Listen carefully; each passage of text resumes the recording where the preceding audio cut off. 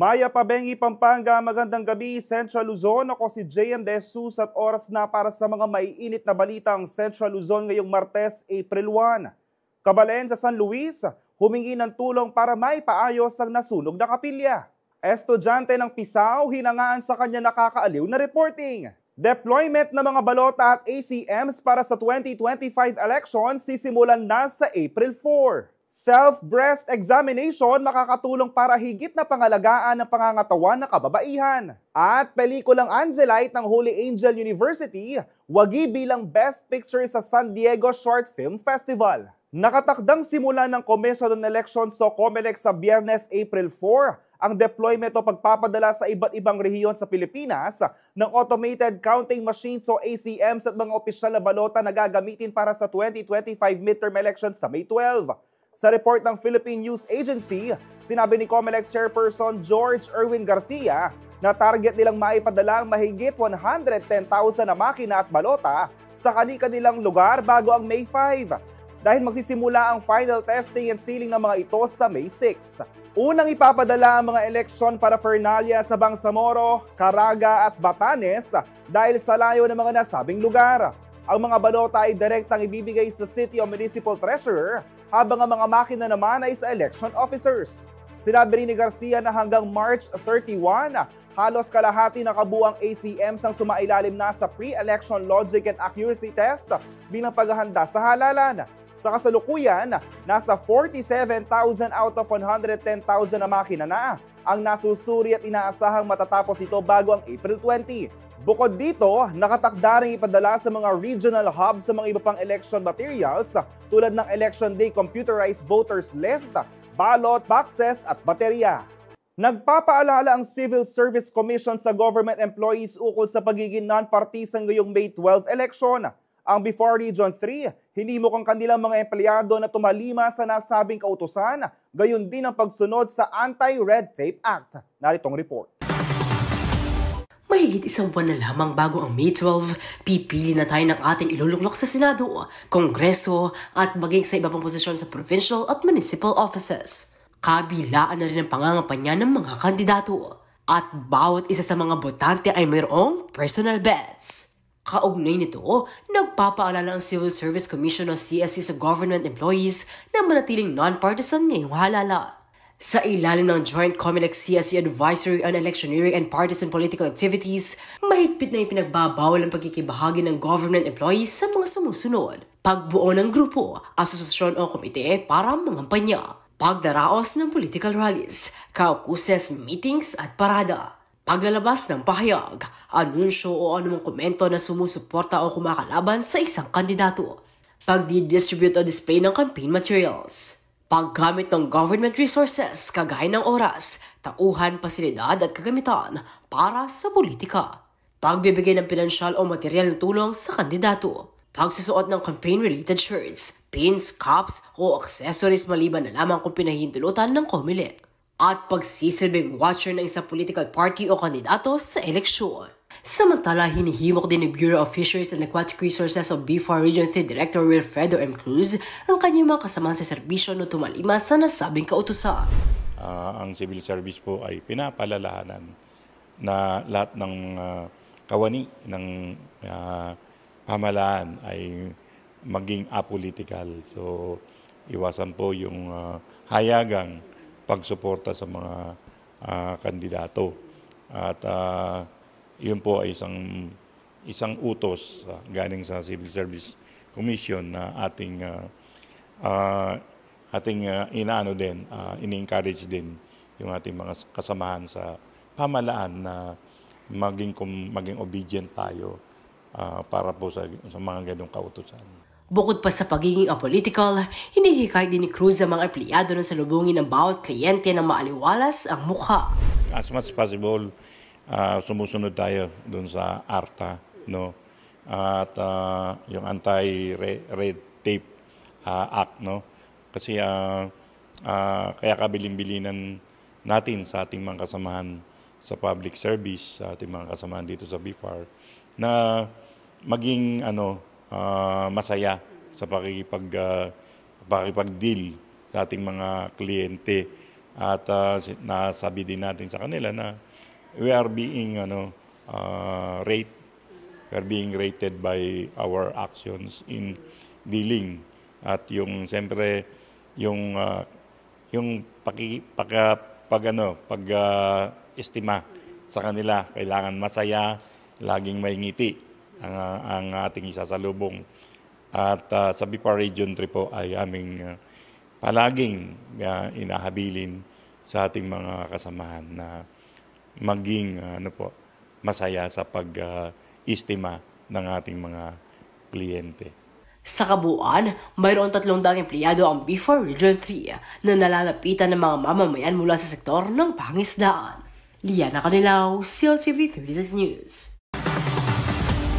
Nagpaalala ang Commission on Elections o COMELEC sa mga kandidato ng 2025 national and local elections na huwag gumamit ng mga kanta bilang campaign jingle nang walang pahintulot mula sa orihinal na mayakda. Ito ang ipinahayag ni COMELEC Chairman George Garcia matapos magreklamo ang bandang Lola Amor na ginamit ng ilang kandidato ang kanilang kantang Raining in Manila sa mga campaign jingle. Ayon kay Garcia, may kasunduan ng COMELEC at Intellectual Property Office of the Philippines para protektahan ng mga musikero. Sinabi rin niyang maaaring maghain ng reklamo ang sino mang artista ang apektado at agad itong aaksyonan. Pinaalalahanan din niya ang mga kandidato na dapat silang humingi ng permiso sa mga may-ari ng kanta. Dagdag pa niya, hindi lang ito paglabag sa batas ng eleksyon, kundi pati na rin sa intellectual property law.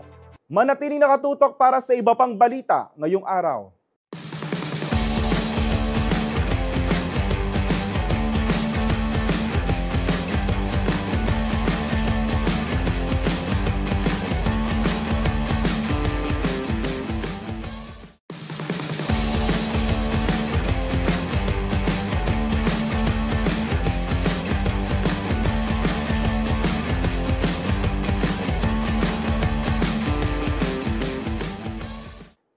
Nagbabalik ang CLTV 36 News. Hanap mo ba ay sasakyang gawang Pinoy? Matipid sa gasolina at available ang lahat ng pyesa. Narito ang Mirage G4 na hindi lang swak sa biyahe, elegante rin ang kaya-kayang sumabay sa mga mamahaling sasakyan dahil sa ganda ng design nito. Let's discover its features from Judy Asuncion, ang Sales Executive ng Car World Pampanga.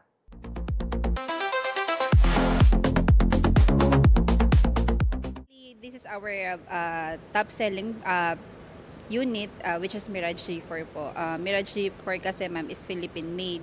Kaya one of our top seller kasi hindi siya mahirap sa parts, sa services, kasi nga Philippine-made siya. One thing pa po is may promo siya, which is yung 0 down and free 2 months. So parang get now, pay later po without any cash out po.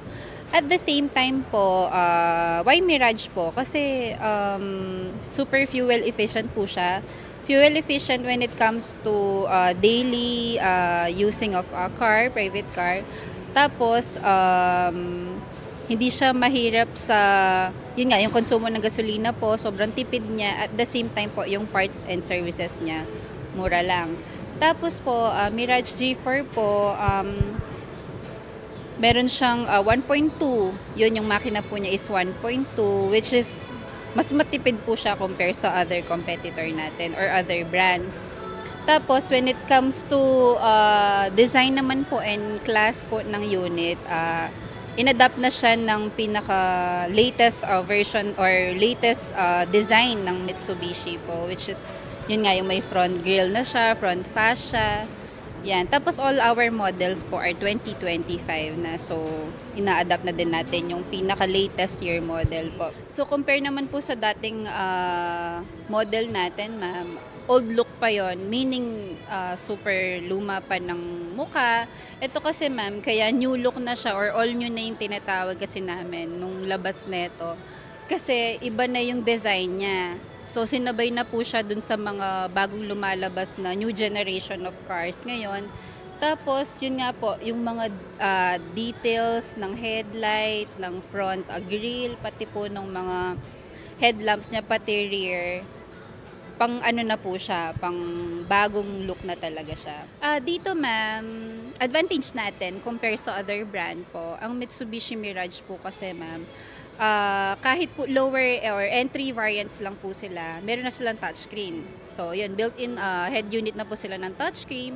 At the same time po, Apple CarPlay and Android Auto na po sila. So, mas easy siya kahit mga disusi pa lang, hindi na siya keyless.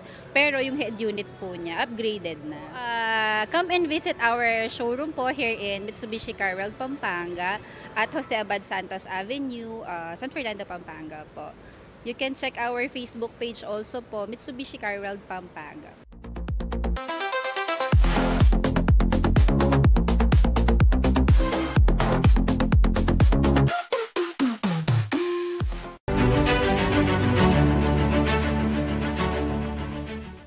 Walang motorcade at grandeng entablado ang opening salvo ni Pampanga 1st District Representative Carmelo John Lasatin II sa kanyang kampanya para mayor ng Angeles City. Sa halip, sinimulan ng mababatas ang kampanya sa pamamagitan ng pagsimba sa Carmelite Monastery sa syudad.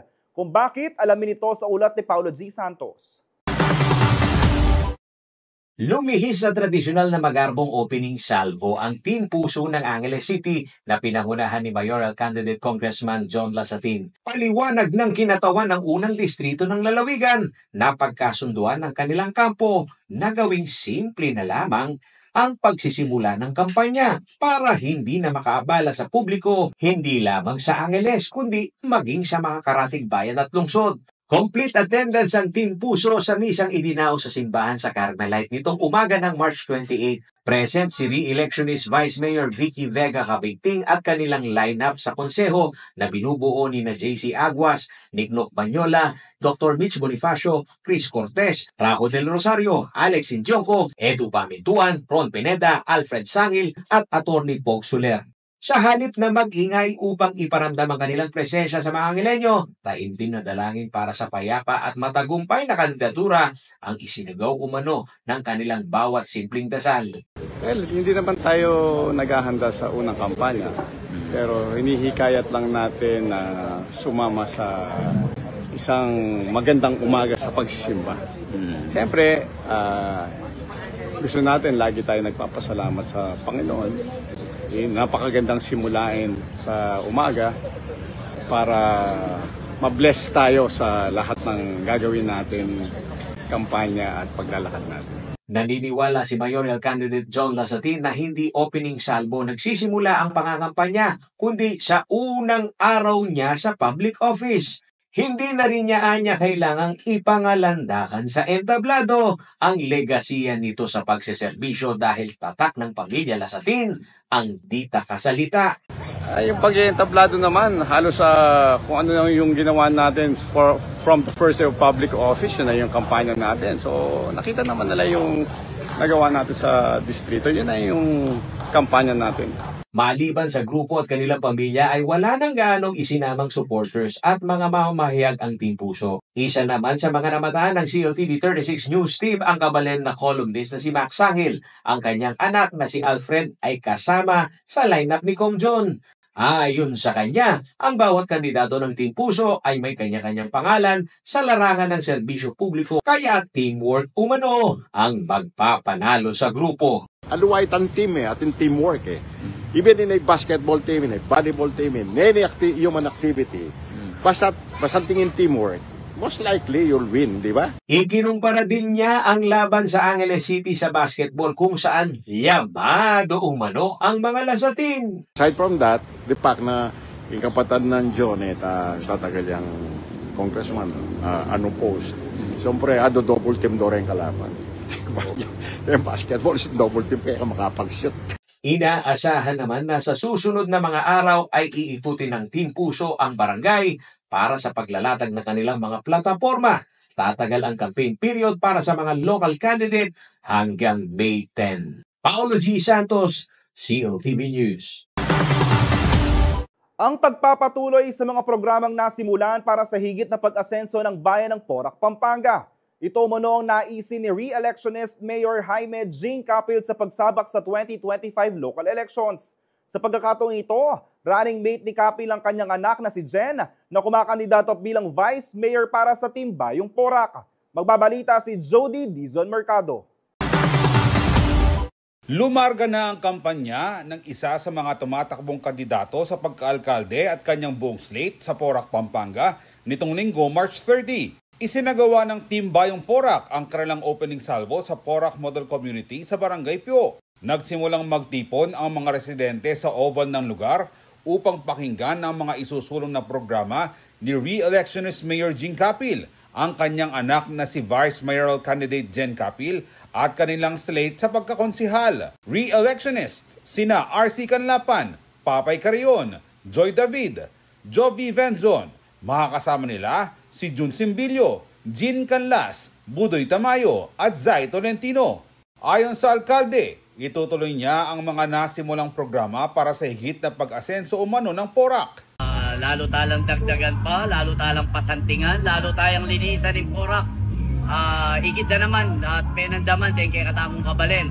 Anya patuloy tamong makatalakad, pauli na rin kay katamong accomplishment na rin.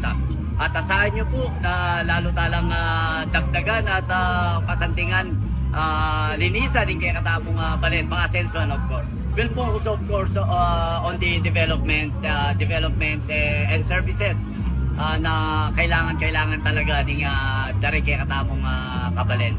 Lalo na kayong health, infrastructure of course, tourism mo naman. Nakahanda naman daw sumuporta sa kanyang ama si Jen Capil sakaling pala rin silang pareho sa darating na 12 ng Mayo. Tiniyak din niya ang mga programa umano para sa kabataan. Siyempre po, igit kaya itang pamanungkula na po ng kanakong tabang at asahan na po kapag ako rin po may halal maging kasawat na akong tatakbo. At syempre bilang may mga kayanahan din po at may mga professional, certified public accountant po and din po rin po legal knowledge dahil mag-take ko rin po maging asset ko po kikatamo pong munisipyo.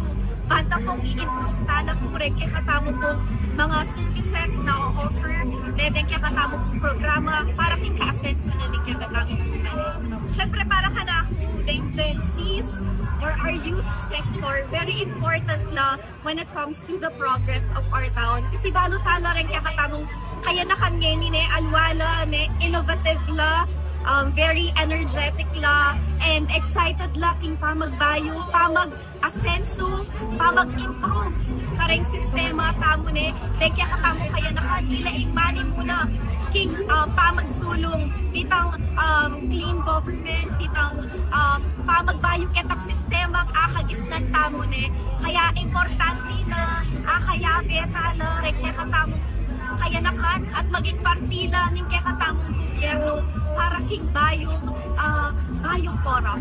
Ito naman ang mensahe ni Capil sa mga Poraqueño sa kanyang pagtakbo sa ikatlong termino. Igitse ng mga nanya minasenso yung kaya katamong balen. At anyawaran mi po yung kaya kayong mala suporta. Kasi nung ali po kaya kayo, ala kami po Kenny. At ngayon po, it's my last term. At pasaw kaya po pa si Bayo. Bangata po, agawami pa po itang kaya kating kuringgawan. Masanting kaya katamong po balen. Anya, asahan nyo po, lalo yan pang lisenso kaya katamong balen.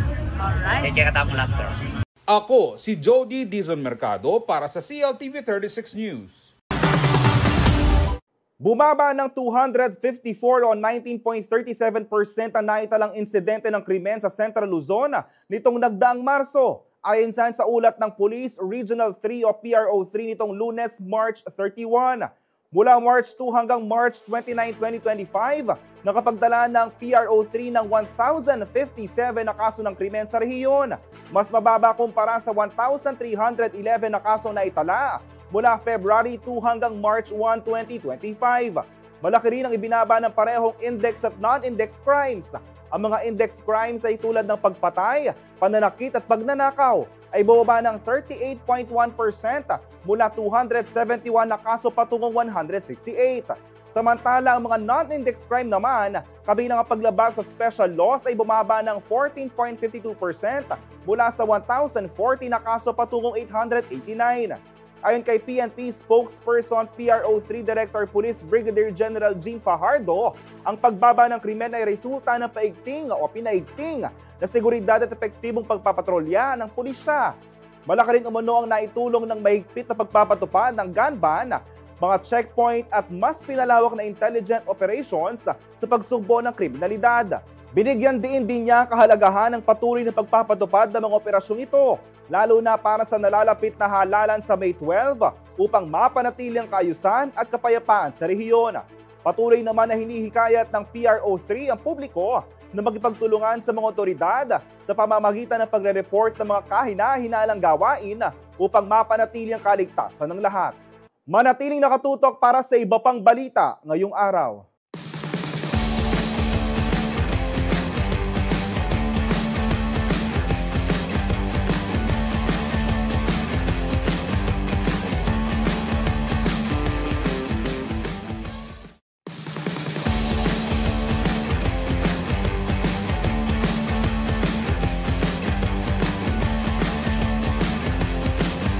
Nagbabalik ang CLTV 36 News. Halos wala nang natira sa San Nicolas Chapel sa bayan ng San Luis, Pampanga matapos matupok ng apoy noong March 23. Kaya naman ang mga parokyano sa nasabing kapilya kumakatok ngayon sa puso ng publiko para sa tulong upang maipagawa ang kanilang simbahan. Narito pong report. Kasalukuyang humihingi ng pinansyal na donasyon ang mga residente ng Barangay San Nicolas sa San Luis, Pampanga para sa rehabilitasyon ng kanilang chapel, ang San Nicolas de Bari Chapel, na tinupok ng apoy nito lamang March 23. Ayon sa mga saksi, nagsimula umano ang sunog sa likod ng altar ng chapel. Matapos apulahin ng apoy, nanlumo ang mga residente nang tumambad ang malaking pinsalang iniwan nito. Halos wala nang natira sa altar, retablo at likurang bahagi ng kapilya. Naglaglagan din ang ilan sa mga chandelier nito. Sa pangunguna ni Parish Pastoral Council o PPC President Gloria Manliklik, sinimulan ng mga residente ng Barangay San Nicolas ang rehabilitation efforts na layong ibangon muli ang kanilang chapel mula sa dagok na kanilang kinakaharap. Balita niyo na po siguro na imbisitas may sila diya. Kaya kami pong taga Barangay San Nicolas Manyan, kaya pong sao kaya kayo. Na para apagawa niya po kaagad kaya kami bisitas. Ito pong ibiya yung sao, maragulya pong bagay kaya kami ito. Nakagkong salamat. Bukas ang San Nicolas Chapel Rehabilitation Committee sa kahit anumang tulong na iaabot sa kanila at maaaring mag-donate sa GCash at bank accounts na nakapaskil sa kanilang Facebook page. Umaasa ang mga residente na maipagawa kaagad ang kanilang chapel, lalo ngayong papalapit na ang Holy Week. Kasama si Randall Lapus, Azel Fernando, CLTV 36 News. Bagamat nagtapos na ang Women's Month, importante pa rin malaman ng mga kababaihan ang ilang hakbang upang mapangalagaan ang kanilang mga sarili. Kabilang na dito ang self-breast examination na mahalaga upang ma-detect kung mayroong problema sa suso. Alamin natin ang hakbang para riyan mula sa City Health Office ng San Fernando, Pampanga sa ulat na ito. Nagbigay kaalaman ng City Health Office Association ng San Fernando, Pampanga ukol sa isang screening na importanteng ginagawa ng mga babae edad 20 pataas, ang self-breast examination. Sa naganap ng flag raising ceremony ng City Government nito Lunes, March 31, na huling araw din ng selebrasyon para sa Women's Month, sinabi ni Dr. Jaira Natividad na kailangan itong regular na isagawa ng at least once a month at constantly, 7 araw pagkatapos ng dalaw. Very important po ito dahil ito ay makakapag-detect ng mas maaga para maligtasan natin ang breast cancer. No? At least, kapag nagagawa natin ng self-breast examination, madidetect po natin agad kung merong problema at kaagad po tayong makakapagpa-check up. Sa pamamagitan anya ng ilang madadaling hakbang, maaari nang malaman kung mayroong problema sa suso ng isang babae. Paano po ba natin ginagawa ito? Napakadali lang, no? Meron po tayong iilang steps. Unang-una, haharap lang po tayo sa mirror, no? And then, titignan ho natin kung meron bang nagbago sa itsura po ng ating mga breast, no? Unang-una, titignan mo dyan kung nag-iba ba ang size. Ikalawa, titignan mo kung katulad siya ng orange. Alam niyo po yung orange peel, di ba? Yung parang merong pores. Mapapansin niyo po yun sa paligid po ng inyong, sa may areola po and nipple. Okay? And makikita nyo rin po na pwedeng may lumalabas na kakaibang likido sa mismong nipple ng suso po. Matapos nito ay taas din daw ang mga kamay at muling tingnan kung may nagbago sa itsura. Panghuli gamit ang 3 daliri, i-feel kung may lumps o bukol habang nakahiga. Usually po, sinisimulan po natin sa may kilikili, pababa, no? At paikot. Paikot hanggang maikot nyo po, no? Makapan nyo po lahat hanggang sa gitna. Pwede pong pagbilog, pwede pong left to right, pwede pong top to bottom. Ganon din ho ang gagawin ninyo sa kabilang suso. Maaari rin itong gawin habang naliligo. Paalala pa ng CHO, maaari lumapit sa pinakamalapit na health center para humingi ng tulong sa breast examination. Tandaan po, ang self-breast examination ay napakahalaga para sa atin para ma-detect po natin ng maaga kung meron pong problema sa ating mga suso. At tatandaan niyo po na meron tayong mga health centers na malapit na pwede niyong puntahan at kami po mismo ang pwedeng gumawa ng examination sa inyo kung kailangan niyo ho ng tulong. No? And once again, we are reminding everyone na prevention is better than cure. Batay sa datos ng Department of Health at Philippine Statistics Authority, 3 sa 100 Pinay ang nadadiagnose na mayroong breast cancer. Liana Canilao, CLTV 36 News. Tumungo na papuntang Myanmar ang unang 58 sa 91 Philippine contingent na ipapadala ng bansa upang magbigay ng humanitarian assistance doon matapos itong yanigin ng magnitude 7.7 na lindol itong March 28, 2025. Pinungunahan ni na Department of Health o DOH Secretary Teodoro Herbosa, Office of Civil Defense o OCD Administrator Undersecretary Ariel Nepomuceno at Philippine Air Force o PAF Commanding General Lieutenant General Arthur Cordora ang send-off ceremony sa Villamor Air Base sa Pasay City ngayong Martes, April 1. Ang natitirang 33 katao ay papadala naman sa Miyerkules, April 2. Ang naturang contingent ay binubuo ng Urban Search and Rescue Teams mula sa Philippine Army, Bureau of Fire Protection, Metro Manila Development Authority at Department of Environment and Natural Resources, maging ang medical team ng DOH at coordinators mula sa OCD. May dala silang search and rescue equipment, medical supplies at iba pang mahalagang kagabitan para sa relief operations. Kasama rin sa gagawing misyon ng 40 tauhan ng PAF bilang aircrew, aeromedical personnel at aircraft security.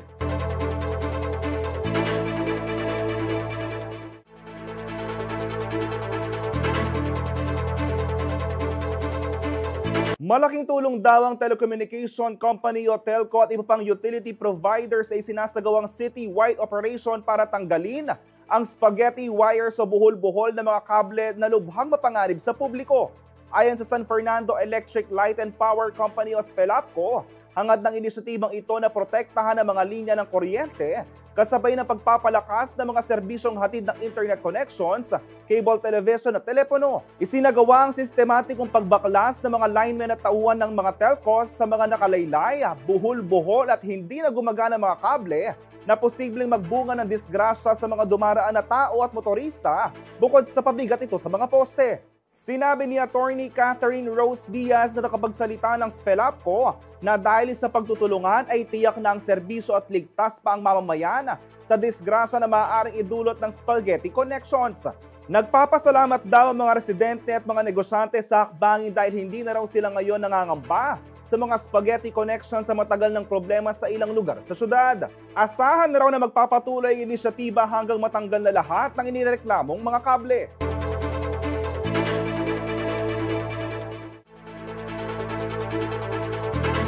Manatiling nakatutok para sa iba pang balita ngayong araw.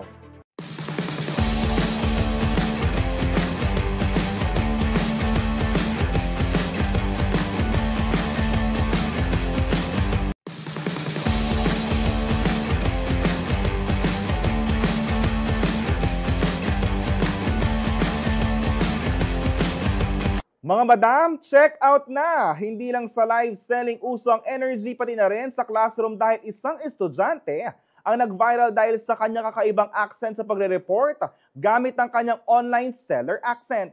Alamin ang buong detalye sa nakakaaliw na video sa report na ito. Ayan, napakalambot na madam ko, hindi siya mainit sa balat. Hindi siya nakakairitang suotin, madam ko. Napaka-perfect niya suotin, madam. Ayan, lakas din maka-shape ng katawan niyan, madam ko, ha? Mine, slide 4. Free shipping po. At ayan, check out na mga boss madam. Ilan lamang yan sa mga comment ng mga netizen matapos mapanood ang nakakaaliw na video ng isang estudyante na nagre-report gamit ang kanyang online seller accent. Kinilalang babae sa video na si Maan Permejo, isang third-year development communication student mula sa Pampanga State Agricultural University. Dati po talaga ako, hindi po ako ganun magsalita. Para pong mahiyain po ako. Yung parang nauutal-utal po ako, ganun. Pero alam nyo bang si Maan ay legit na online seller talaga? Online sell po ako ng mga gym outfit. Wala na po yung papa ko. Yung mama ko naman po, housewife lang siya. Nag-ano lang po siya. Yung income niya po, pang beneficiary lang po ng papa. Itong sakto lang po sa kanila yun. So, hindi na ako kasama sa pag-aaral ni mama ko.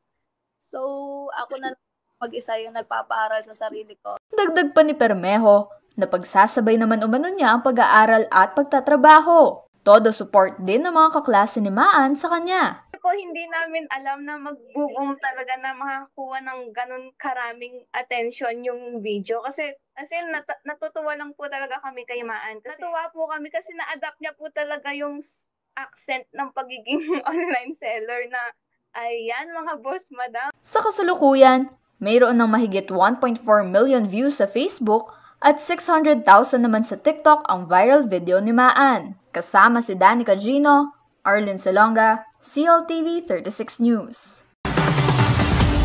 Wagi ang Pilipinas bilang Destination of the Year sa Roots Asia 2025 Awards na ginanap sa Perth, Australia.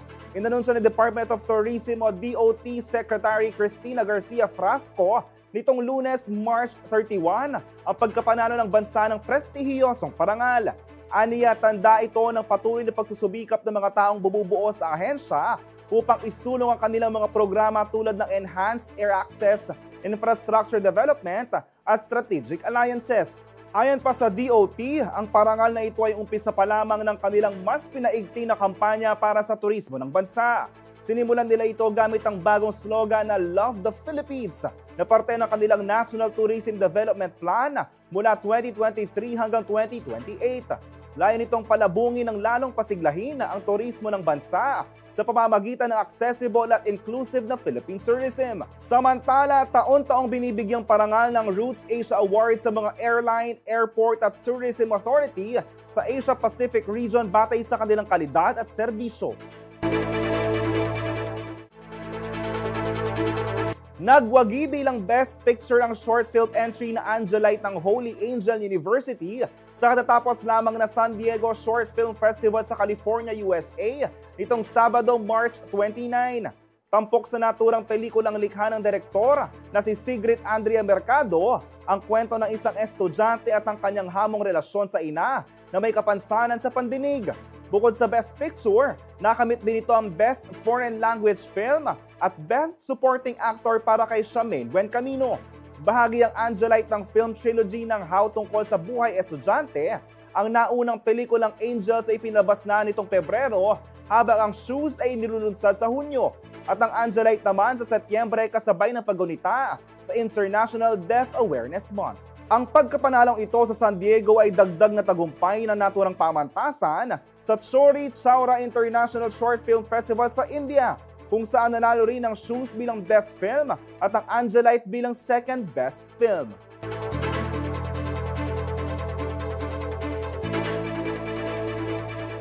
At yan ang mga balitang nakalap ng CLTV 36 News. Para sa karagdagang detalye, maaari niyong i-follow ang aming social media pages. Sa Facebook at CLTV 36 Official at CLTV 36 News. Sa Twitter o X at CLTV 36. Sa Instagram at CLTV 36 Official. Kung nais niyong balikan ang mga programa ng CLTV, pwede niyong bisitahin ang aming YouTube channel at CLTV 36 Official at ang aming website www.cltv36.tv. Mapapanood din ang mga programa ng CLTV nationwide via Signal Channel 115 at sa ating 38 cable partners. Kasama ang buong pwersa ng CLTV News and Current Affairs, ako po si JM De Jesus. Maraming salamat po.